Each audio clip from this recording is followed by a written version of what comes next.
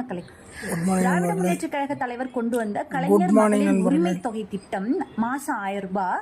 அதுதான் தாவேக ஆட்சியிலும் தொடர்ந்து இப்ப கொடுத்துட்டு இருக்காங்க. அதுவும் திமுக தலைவர் வலியுறுத்துறதுனால கொடுத்துட்டு இருக்காங்க.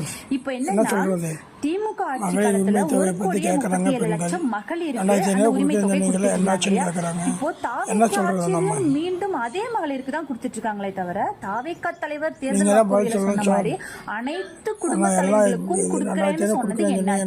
திமுக தலைவர் தேர்ந்தெடுத்த மகளிருக்கு மட்டும் தான் இப்ப கொடுத்துட்டு இருக்காங்க. வாங்காம இருக்கிறவங்க வாங்கவே முடியாதா? அவங்களுக்கு கொடுக்கவே மாட்டீங்களா?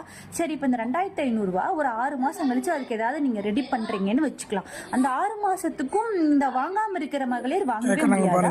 தமிழ்நாட்டுல 5,67,00,000 வாக்காளர்கள் இருக்காங்க. அதுல 2,89,00,000 மகளிர் இருக்காங்க. 1,37,00,000 மகளிருக்கு மட்டும் தான் இந்த 1000 ரூபாய் வந்துட்டு இருக்கு. அப்ப மீதி உள்ள